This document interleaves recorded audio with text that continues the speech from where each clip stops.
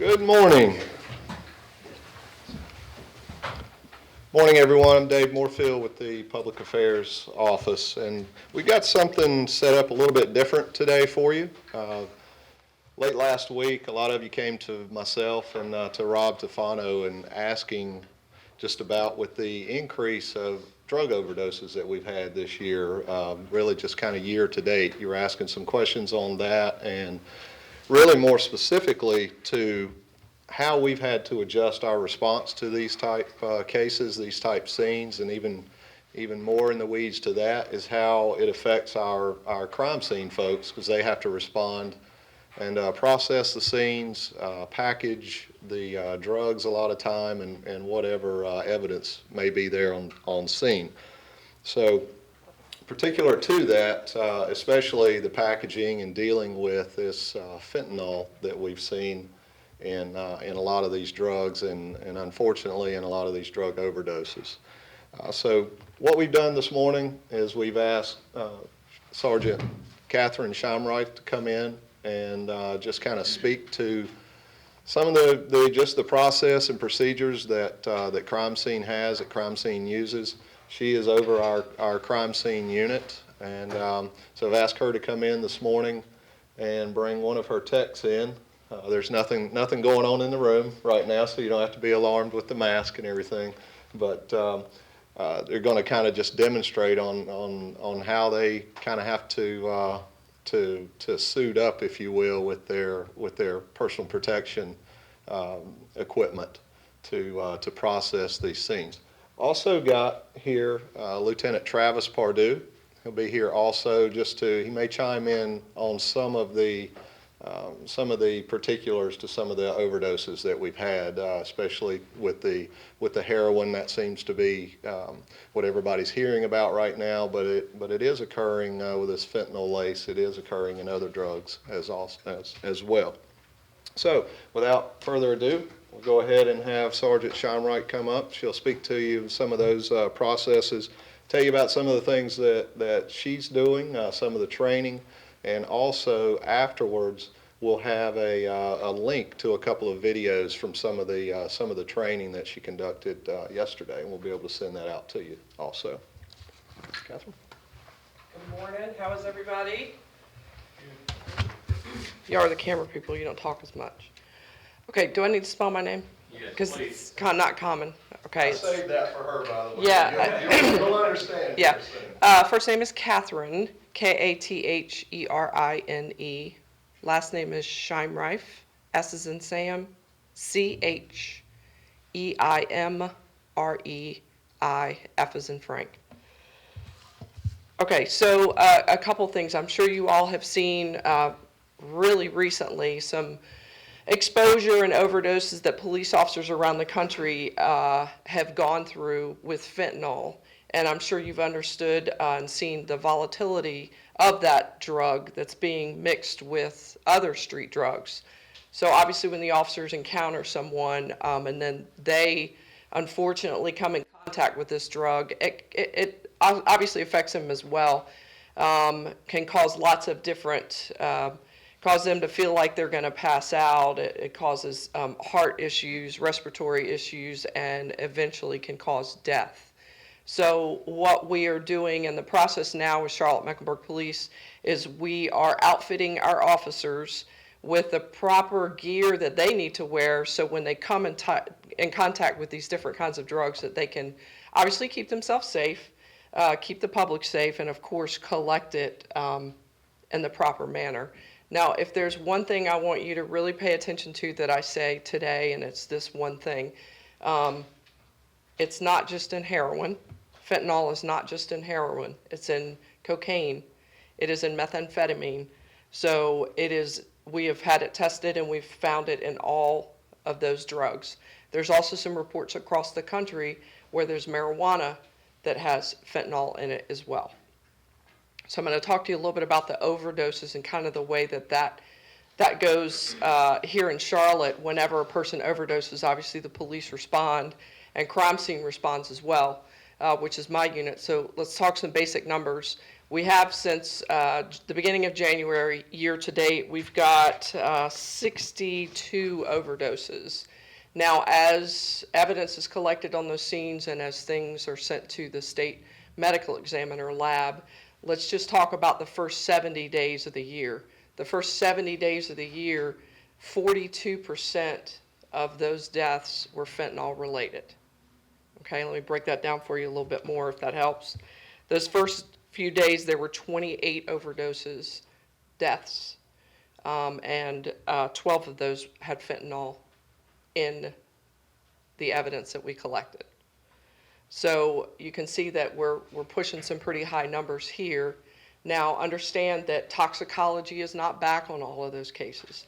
There's some that are still pending. The molecular structure of this fentanyl can be quite complex because it's not made by pharmaceutical companies, it's made by street chemists. So that's what makes it difficult to kind of wrap your brain around it, if you will. So there are guidelines that the Drug Enforcement Administration has given us as to what's the proper gear to wear when you're dealing with this stuff and collecting these items, and of course certain types of packaging. I brought CSI Woodhouse with me here, Chris Woodhouse. You can see just basically she has protective gear on that's going to protect her clothing. You guys understand that fentanyl is absorbed through the skin as well as through mucous membranes, as well as inhaling. So this apron is going to protect her clothing, protect her skin. She has double gloves on in case there is a tear or in case there is an issue. The mask, of course, is going to protect her from inhaling the substance. And the eyewear, again, that has a seal around the glass that's going to protect her from getting into the mucous membranes of her eyes. So anytime any of these drugs are seen by police officers on a scene or taken out of a person's pocket, they're immediately being trained to put on this outfit, if you will, to protect themselves. So yesterday, I trained about 200 police officers on the street on what to wear, how to put the gear on, and of course the resident dangers that they could come in contact when they come in contact with these substances. So our goal ultimately is rather rapidly to get the rest of the police department trained as well. It's very important that we stay ahead of the 8 ball. We have not had any officers hurt, and we want to keep it that way. It's very important that we protect them. Any questions? Or LT? You have anything to add? Summary? No, not at this point. I mean, I'm glad to help with questions. Can you explain the significance? You said the first 70 days of the year, 42% of overdoses. Why the first 70 days specifically? Why? Because the rest of the time period between the 70-day mark and now, the toxicology's not come back. Okay, Yeah. It takes some time. It takes some time. Again, the complexity, like I talked about, the molecular structure of fentanyl, it takes a little time to run it through the lab. It would be nice if we could just put it in a machine and it tell us, but it's not that simple. Sarge, so for officers, how do you, I guess I'm trying to figure out, like, how do you know, you talked about cocaine, meth, that you can find fentanyl. Is it fentanyl? Fentanyl. Fentanyl. You can find it possibly everywhere. So when the officers respond, is it any scene with drugs? Yes, correct. Correct. We're at the point now where we cannot take any chances. If an officer makes a traffic stop and somebody has crack cocaine in the car, for instance, we're training them to hold the scene until someone who is outfitted can get there and properly collect it. What does that do to your unit? For the past month and a half, my unit, because they're have had advanced training, they've been doing all the collection. And that's a lot, that's a volume. But we're at the point now, again, yesterday we trained 200 officers. Next week we'll train more, so we're already getting that wave, so it's gonna give my unit quite a bit of relief. Does this mean that drug investigations will take longer in taking the time to put on the outfits? Obviously, a very important thing to do, but can you just talk about? I don't feel like it'll take longer with anything. There's obviously a natural learning curve, But once they learn how to put the gear on, they have it right there in their car, put that on and collect that. It's really not going to take that much longer than before. It's just a matter of learning, having a sense of comfort and moving with it.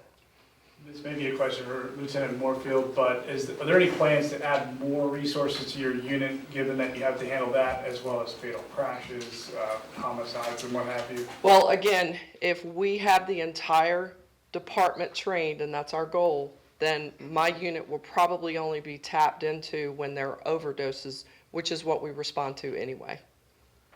Okay, what I'd like to do now is have Lieutenant Pardue come up and just speak to a little bit, just kind of an update on where we're at with, with just some of these overdoses. Thank you, Captain. Sure, good job. Good morning, folks.